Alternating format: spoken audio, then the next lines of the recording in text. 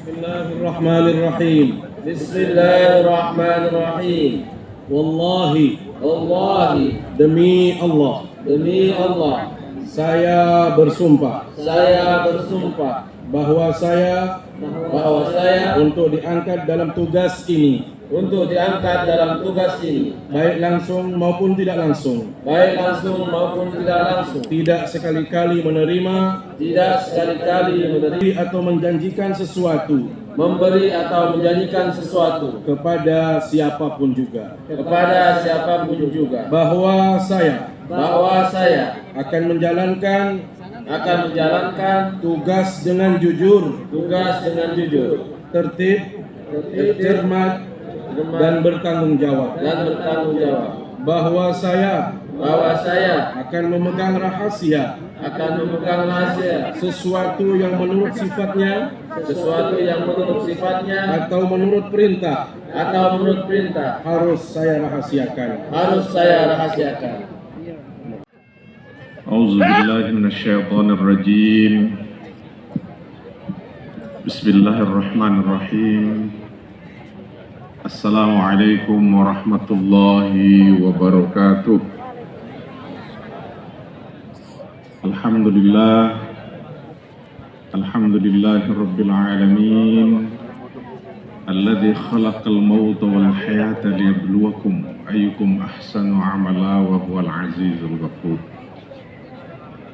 الذي خلق السبع سماوات طباقا ما ترى في خلق الرحمن من تفاوت فارجع البصر هل ترى من فطور والذي أرسل رسوله بالهدى ودين الحق ليظهره على الدين كله وكفى بالله شهيدا أشهد أن لا إله إلا الله وأشهد أن محمدا عبده ورسوله لا نبي بعده اللهم صل على سيدنا محمد وعلى آله وصحبه أجمعين أما بعد.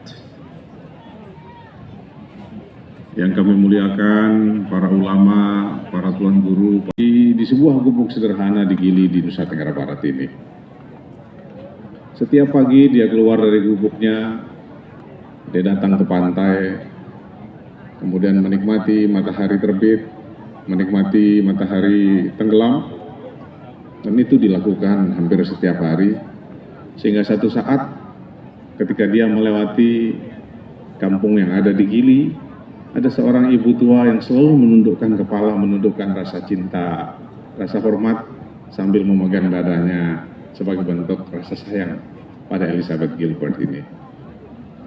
Hadirin yang saya muliakan, satu saat mungkin karena keracunan makanan, Elizabeth Gilbert ini sakit. Dia demam, sakit perut yang luar biasa, pusing, sehingga dia sudah merasakan mungkin ini akhir hidupnya. Dan tiba-tiba di saat puncak kesakitannya, ada yang mengetuk pintunya. Sambil membuka pintu, ternyata ibu yang selalu menyapa tiap hari, tiap pagi itu. Dan ketika melihat Elizabeth Gilbert ini sakit, sang ibu segera tersenyum, pulang ke rumahnya, mengambil buah-buahan dan teh hangat, dihidangkan kepada Elizabeth Gilbert sehingga dia pulih dari sakit yang dideritanya. Dalam satu reality show yang sangat terkenal di dunia, dipandu oleh Oprah, Elizabeth Gilbert menceritakan kisah ini dengan penuh rasa cinta. I see the true face of Islam. Saya menemukan wajah Islam yang sebenarnya dari seorang ibu tua yang tidak pernah bertemu saya dengan lantunan Quran yang merdu. Saya melihat wajah Islam yang sebenarnya bukan dari ibu yang mampu berceramah di atas mimbar, mengutip hadis Nabi, dan lain sebagainya. I see the true face of Islam dari orang sederhana yang selalu menghadirkan keteladanan dalam perbuatan dan tingkah lakunya. I see the true face of Islam dengan senyuman, dengan kerahmahan, dengan kelapangan jiwa, dan rasa cinta yang luar biasa dari ibu yang berada di Gili ini. Kenapa cerita ini saya ceritakan pada semua kita yang hadir pada hari ini? Karena di hari-hari yang akan datang, provinsi kita, Kabupaten Lombok Utara, Lombok Barat, Mataram, Lombok Timur, Sumbawa, Bima, Dompu, Sumbawa Barat, bukan hanya akan didatangi oleh satu Elizabeth Gilbert, tapi akan ada ratusan, akan ada ribuan, akan ada puluhan ribu, bahkan ratusan ribu Elizabeth Gilbert yang akan menyapa dan datang ke Nusa Tenggara Barat ini. Ini kesempatan buat kita untuk menghadirkan Quran yang berjalan, the living Quran, menghadirkan keteladanan, menghadirkan jiwa yang tenang, menghadirkan kelapangan jiwa, sehingga akan banyak Elizabeth Gilbert yang lain yang ketika bertemu dengan kita semua, mereka akan mengatakan, ketika kami datang ke Nusa Tenggara Barat ini, I see the true face of Islam. Next year, tahun depan, NTB ini tidak hanya akan menjadi tuan rumah MotoGP. Tahun depan, NTB ini tidak hanya akan menjadi tuan rumah dari World Superbike. Tahun depan, NTB ini tidak hanya jadi tuan rumah MXGP.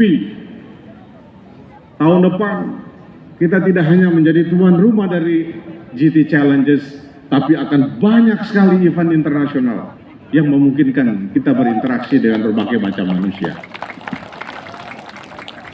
Mungkin bapak-bapak, ibu-ibu bertanya, kenapa pemerintah harus melakukan MotoGP? Kenapa pemerintah NTB ini bersusah payah membuat MXGP? Kenapa pemerintah bikin international event? Hadirin semua, kita terpaksa membuat MotoGP. Kita terpaksa membuat MXGP. Kita terpaksa membuat international event karena dipaksa oleh keadaan.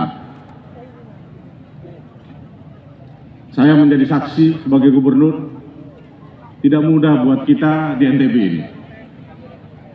Sering Pak Jokowi, tolong perhatikan Nusa Tenggara Timur, tolong perhatikan jembatan kami, tolong perhatikan rumah sakit kami, tolong perhatikan jalan raya, karena 95% lebih orang NTT ini memilih Bapak. Saya sering menyaksikan gubernur NTT mengatakan pada para menteri, Pak Menteri, Anda harus alokasikan program pertanian, infrastruktur ini itu, karena 98% lebih masyarakat kami memilih presiden Anda.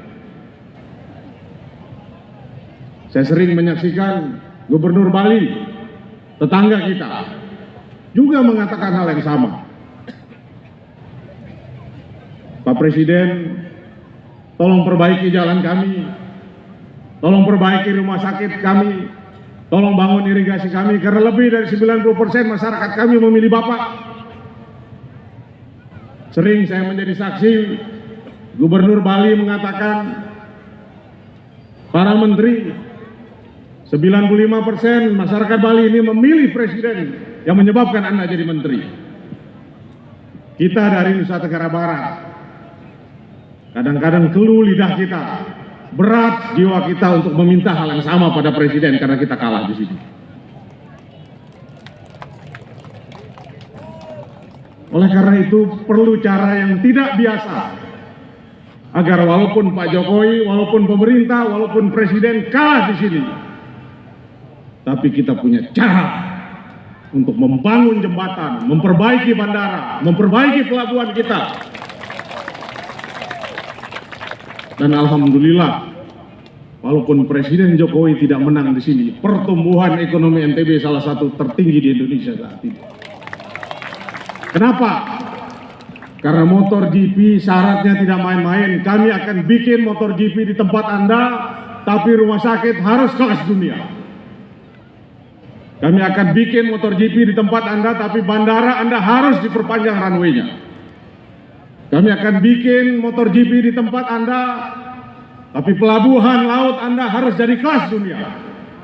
Dan alhamdulillah, blessing in disguise, dengan segala kekurangan, mungkin dengan doa Bapak Ibu semua, dengan segala keterbatasan, walaupun presiden tidak menang di sini, tapi pemerintah dengan event internasional harus membangun jembatan, harus membangun pelabuhan, membangun bandara, dan alhamdulillah NTB seperti yang kita saksikan saat ini. Hari ini mudah-mudahan kita menyaksikan satu event besar di mana Al-Quran akan didengarkan hampir setiap malam di kabupaten yang luar biasa ini. Kepada para Dewan Hakam yang baru dikukuhkan, kita tidak ingin akan lahir juara MTQ tingkat provinsi. Kita tidak ingin akan lahir juara MTQ tingkat nasional, tingkat dunia. Tapi keberhasilan menjadi juara akan menyakiti batin kawannya yang lain. Menjadi juara MTQ tidak ada gunanya kalau dengan menjadi juara dilandasi kecurangan. Menjadi juara tidak akan gunanya kalau untuk juara kita menghadirkan ketidakbenaran. Tadi baiatnya luar biasa.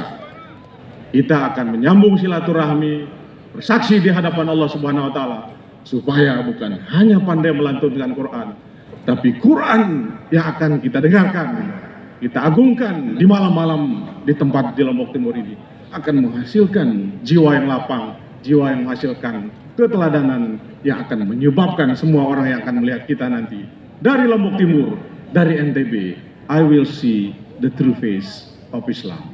Dengan mengucapkan Bismillahirrahmanirrahim, MTQ Nusa Tenggara Barat tahun 2022 ini resmi kita buka. Bismillahirrahmanirrahim. Demikian sambutan saya sedikit. Billahi taufiq wal hidayah. Assalamualaikum warahmatullahi wabarakatuh.